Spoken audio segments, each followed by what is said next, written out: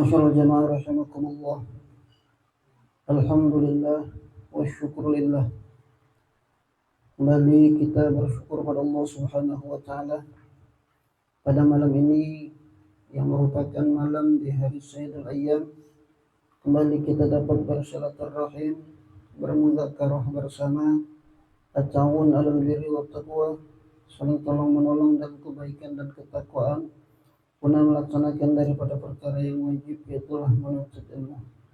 Mudah-mudahan apa yang kita laksanakan di malam yang mulia, di bulan yang masih termasuk daripada Ashhurul Hurum, yaitulah bulan Dzulhijjah, dapat menjadi wasilah untuk mendapatkan husnul khatimah. Amin ya rabbal alamin.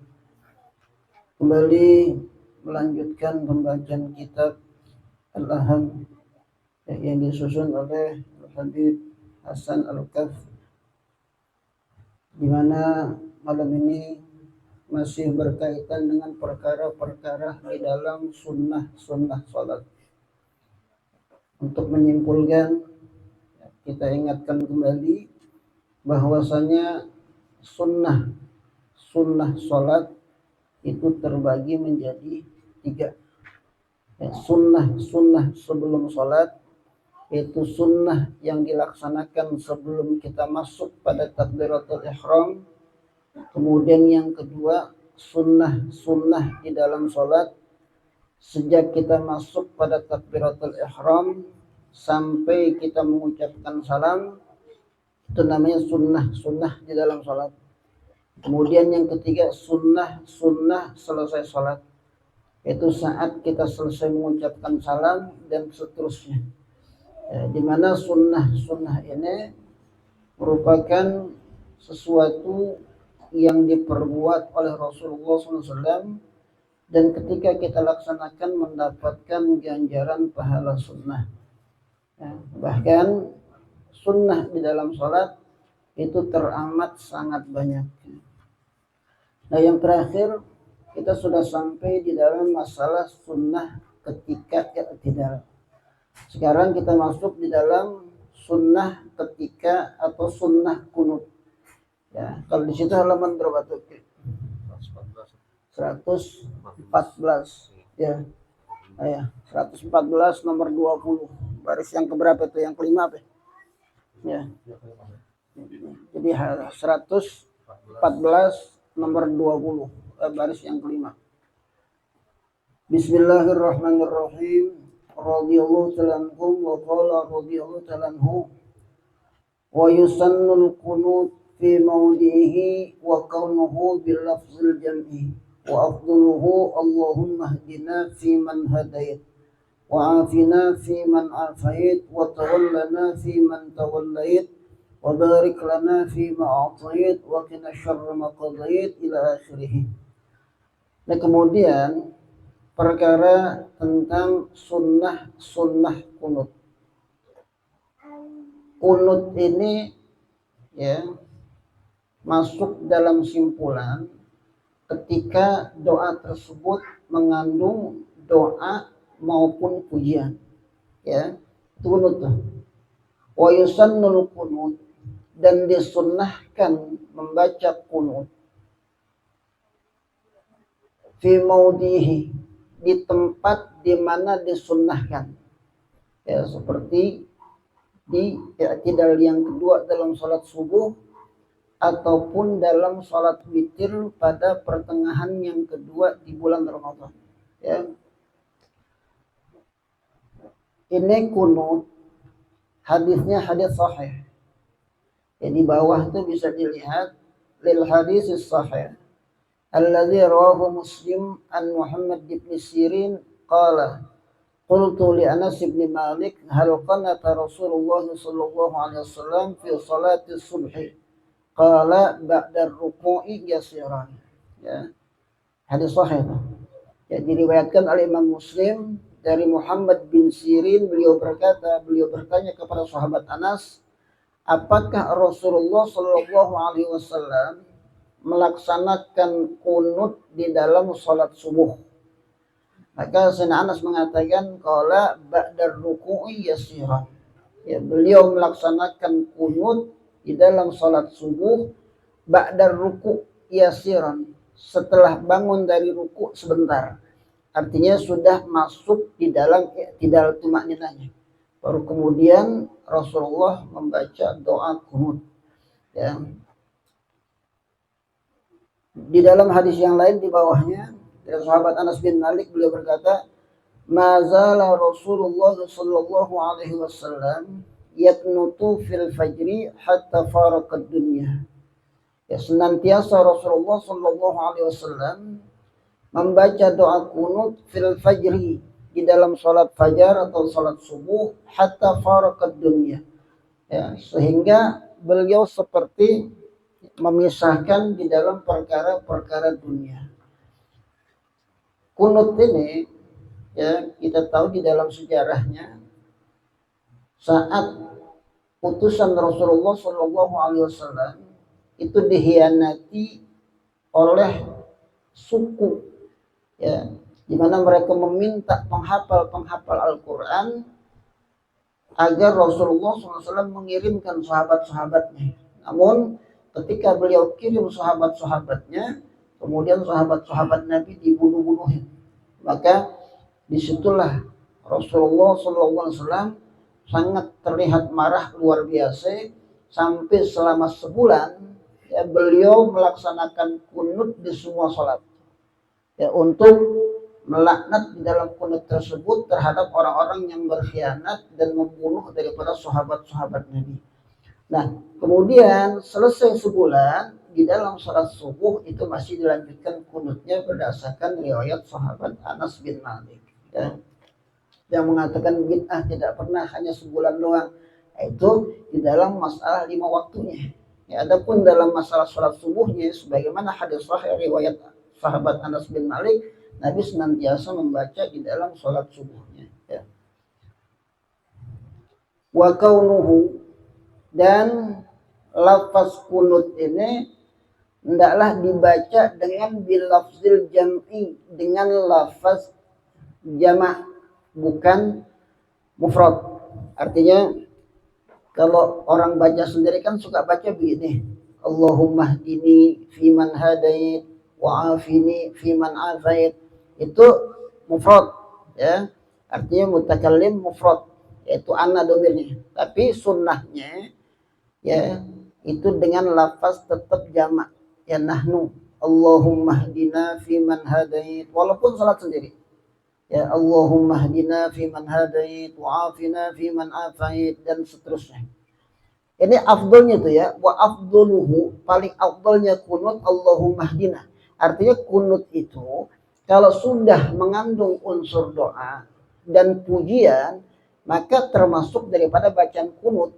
Cuman afdolnya ini, ya, seperti umpamanya kita mengatakan Rabbil fir warham wa anta khairur rahimin. Itu juga kalau dibaca di dalam salat subuh sudah termasuk kunut, karena ada doa di situ.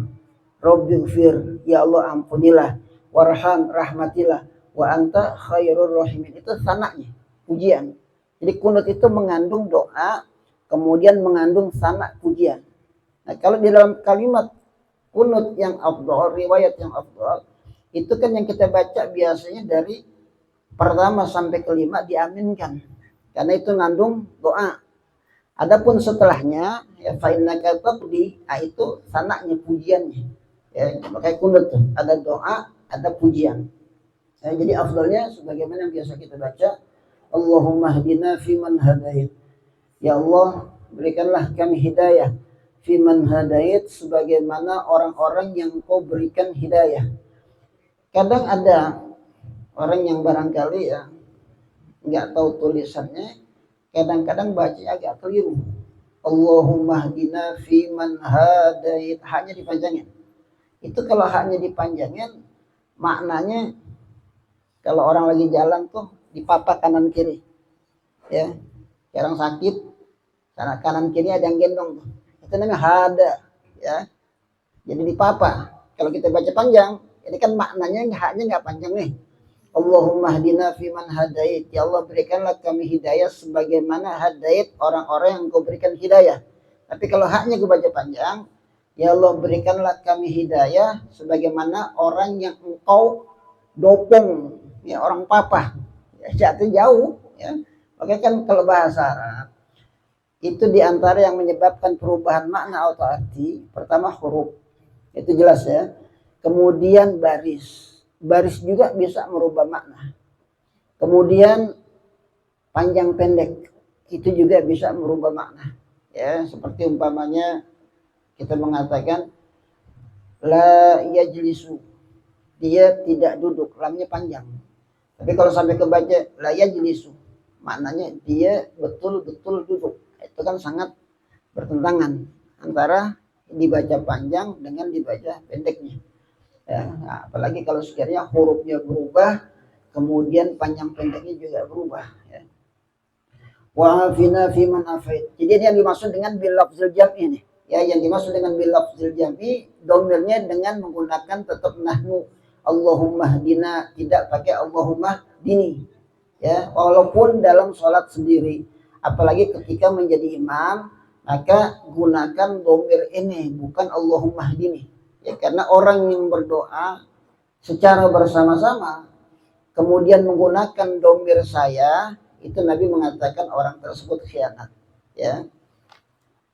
Kemudian wa'afina fiman afait, dan ya selamatkanlah, berikan kami afiah, keselamatan, kesejahteraan, fiman afait, sebagaimana orang-orang yang engkau berikan keselamatan. Wa tawallana fiman tawallait, lindungilah kami sebagaimana orang-orang yang engkau berikan perlindungan. Wa barik lana fima atait, berkahilah kepada kami terhadap apa yang engkau berikan. Wa qina syarra ma qadait, selamatkan kami dari keburukan terhadap apa yang telah engkau tetapkan. Ya. Itu doa sampai situ. Ya. Kemudian selebihnya adalah sanak pujian.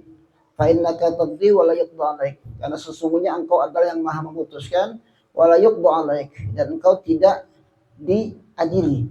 Ya. Wa innahu la yadhillu man walait, dan sesungguhnya tidak menjadi hina orang-orang yang engkau pimpin. Wala ya'izzu man adait, dan tidak menjadi mulia orang-orang yang kau musuhi. Tabarakta rabbana wa ta'alait, maha suci engkau Tuhan kami dan maha tinggi. Falakal hamdu ala ma qadait, maka segala pujian bagimu terhadap apa yang telah engkau tetapkan. Nastaghfiruka wa natubu ilaik. Ya, ini sudah mafhum. Dan sebisa mungkin ya, bacaan-bacaan ini buat anak-anak kita kalau bisa dihafalin, ya. Karena ada sebagian yang terkadang agak menimbulkan tanda tanya di hati kita, imam, ya. Ini kan termasuk daripada sunnah abad nih. Kunut termasuk sunnah abad. Salat itu kan di dalam salat, ya. Sunnah di dalam salat kan terbagi dua. Ada sunnah abad, ada sunnah, atau lagi apa coba? Hayat. Kalau sunnah abad, sunnah yang apabila ditinggalkan disunnahkan sujud sahwi. Kalau sunnah hayat, sunnah yang ditinggalkan tidak disunnahkan sujud sahwi. Nah, kunut termasuk daripada sunnah abad. Andai kan ada satu kalimat doanya yang nggak dibawa, itu termasuk, sebagai ulama mengatakan, terkena juga sunnah sujud sahwinya. Kenapa? Karena ada yang terlewatkan. Ada sebagian yang kadang kita agak timbul tanda tanya ketika imam di dalam masalah sanaknya dibaca doa cepet tuh, tapi begitu sanaknya fainaka tadbi, kita baru baca umpamanya 1-2 doa atau 2 pujian, mereka sudah wassallallahu alaihi wasallam Muhammadin. Ya, padahal kita baca cepet. Hanya timbul tanda tanya, ini kira-kira imam ini apa enggak gitu. Ya, cuman kan kita enggak ada kewajiban mencari tahu, ya. Tapi kalau sekiranya dibaca jahar, karena memang sunnahnya jahar juga, ya, mungkin baru ketahuan. Jadi walhasil ini riwayatnya yang paling afdal kunut untuk dibaca baik di dalam salat subuh atau juga di dalam salat witir pada pertengahan yang kedua di dalam bulan Ramadan. Kemudian wa yusannu fihi raf'ul yadain, dan disunnahkan fihi di dalam kunut tersebut raf'ul yadain, mengangkat kedua tangan, ya. Jadi kunutnya sunnah, ngangkat tangannya juga sunnah. Nah, kemudian di dalam masalah mengangkat tangan In alsaqahuma, kalau sekiranya ya kita tempelin tangan kanan dengan tangan kiri, nempel sewaktu kita angkat, maka sunnah melihat ke telapak tangan. Ya, kalau sekiranya kita nggak tempelin, fa'in farrokohuma, kalau kita renggangin, baca kunut tangan kita nggak nempel, kita renggang kayak begini, sunnah melihat ke tempat sujud. Ya, jadi ini rangkaian sunnah, angkat tangannya sunnah, andaikan kita tempelin, melihat ke telapak tangan juga bagian sunnah.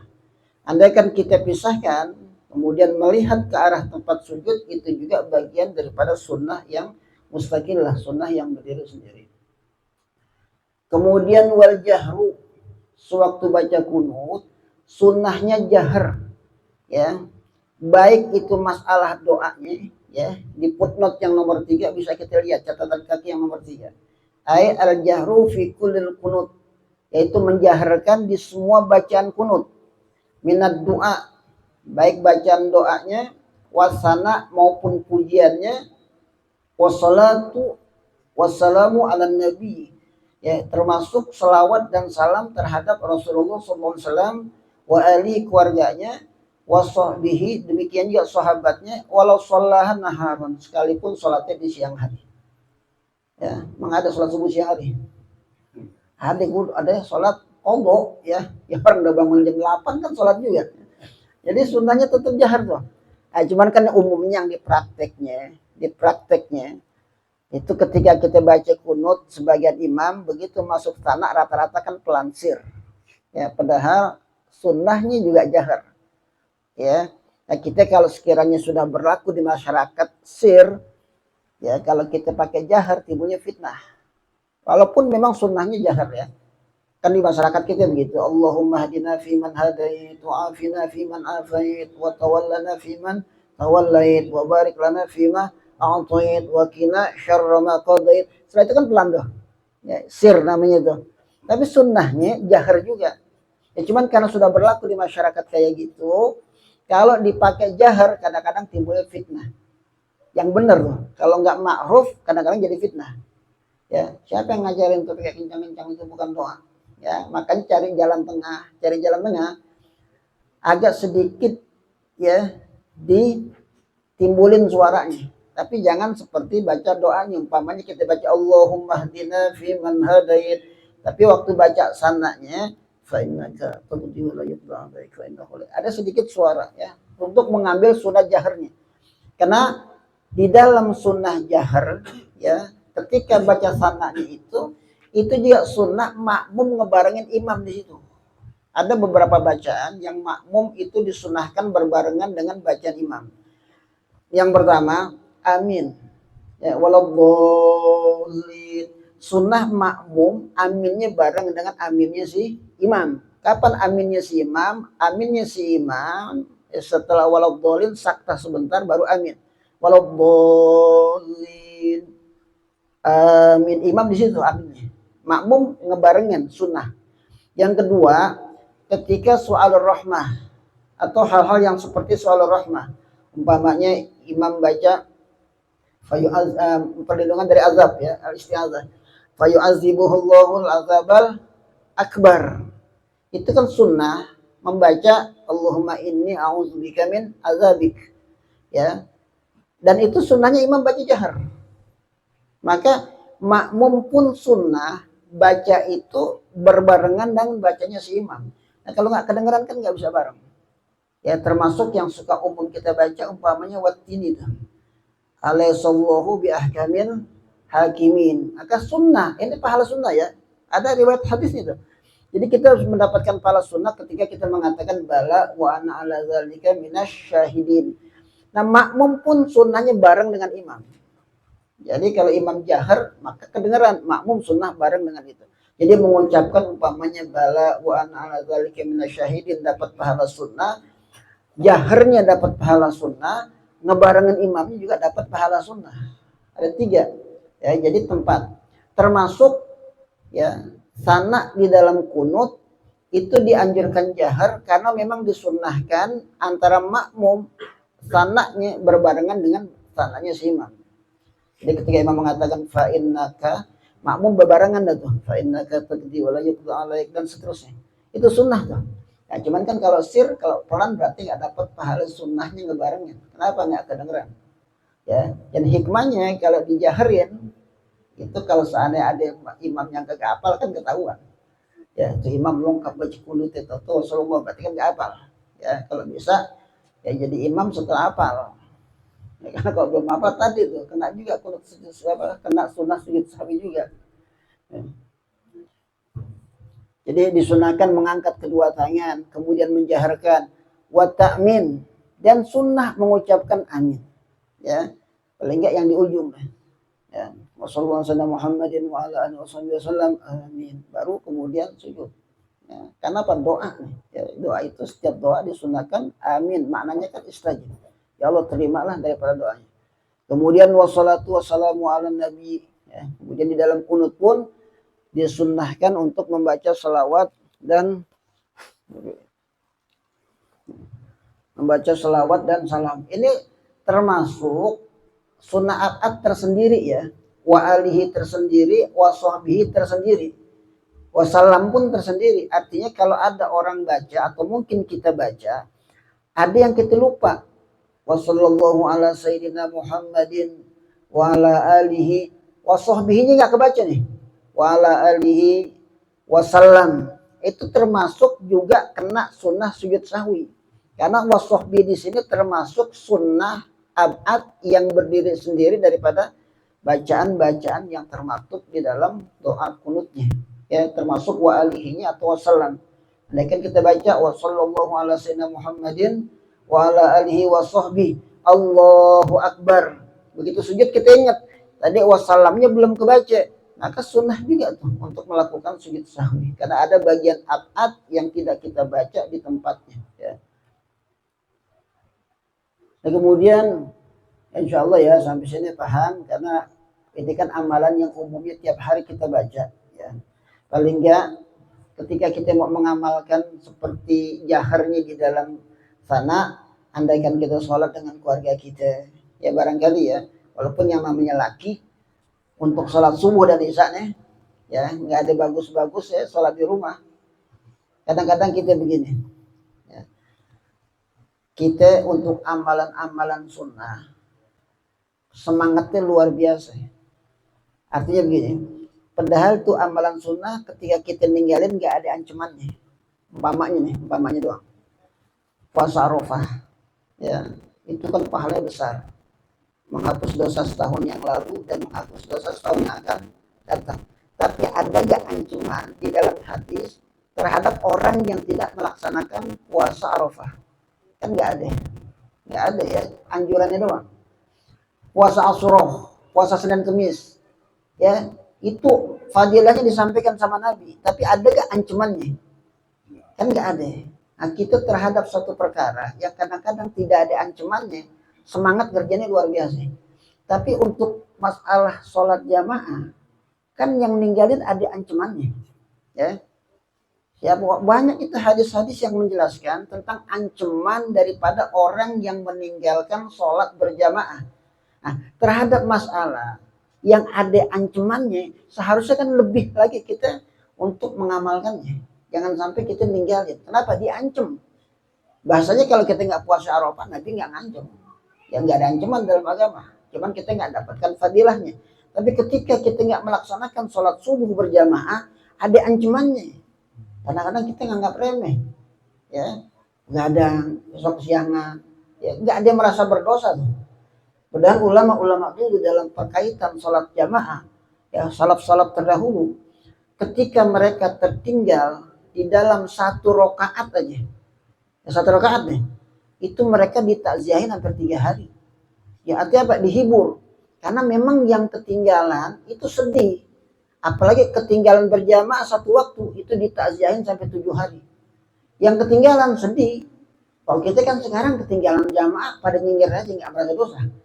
Ya padahal itu merupakan satu kerugian yang teramat sangat luar biasa. Ya jadi subuhnya nih, kalau seandainya memang ternyata kita kesiangan banget gitu, kemudian jangan tinggalin jamaah sama istri, ya, atau sama orang yang ada dalam keluarga kita. Nah ketika kita ngamalin kunut ini, kalau di rumah bisa. Ya fa'inna takninya kita kencengin. Kalau di masjid kan nanti timbul fitnah. Ya orang karena nggak semuanya paham. Akhirnya jadi timbul fitnah, omongan dan sebagainya, itu termasuk bagian fitnah. Ya. Tapi kalau buat yang laki ingat ya, usahain subuh sama isya jangan sampai sholat di rumah. Ya usahain buat laki. Nah, kalau yang lain sepatutnya juga 5 waktu nih.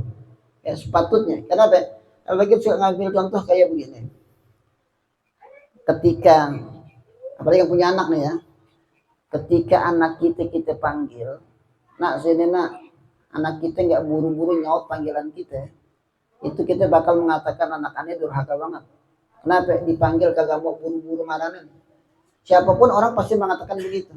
Kita ada teman, ya, kemudian kita panggil anak kita, teman kita bakal mengatakan, aneh tadi ke rumah si Puan, anaknya susah banget dipanggil.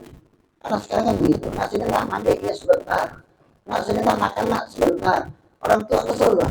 Kenapa? Dikit-dikit sebentar. Bagaimana ketika Allah Subhanahu wa Ta'ala yang menciptakan kita, panggil kita lewat suara muazzin. Memang suara dia, tapi hakikatnya kan azan panggilan dari Allah. Nah, kalau Allah panggil kita lewat suara muazzin, hayya 'alas shalah, hayya 'alas shalah, hayya 'alal falah, hayya 'alal falah. Kira-kira kita bersegera apa enggak? Kalau anak kita panggil, kagak segera menjawab panggilan kita kesel. Bagaimana ketika Allah manggil kita lewat suara muazzin, nggak buru-buru kita paranin ke panggilan Allah untuk melaksanakan sholat jamaah. Ya, makanya orang lagi, ya kalau bisa sepatutnya 5 waktu. Andaikan nggak bisa, paling nggak isya sama subuh jangan sampai ditinggal. Ya, kalau isya sama di subuh pakai ditinggal juga dalam keadaan tanpa ada uzur yang dibenerin, ya mendingan lebaran besok beli rok dah. Ya, jangan beli celana lagi dah, beli rok dah. Ya. Andainya nggak ada halangan. Ya. Kemudian faedah al-kunut kisman. Kunut itu ada 2. Yang pertama kunut ratibatin. Kunut yang disebut dengan kunut ratibah. Ya, wa huwa fi mawdi'ain, yaitu di 2 tempat. Yang pertama fil i'tidal ats-tsani, di i'tidal yang kedua min salatil fajri, di waktu salat subuh. Alhasil kita sudah mafhum. Yang kedua fil i'tidalil akhir, di dalam i'tidal yang terakhir, di salatil witri, dalam salat witir.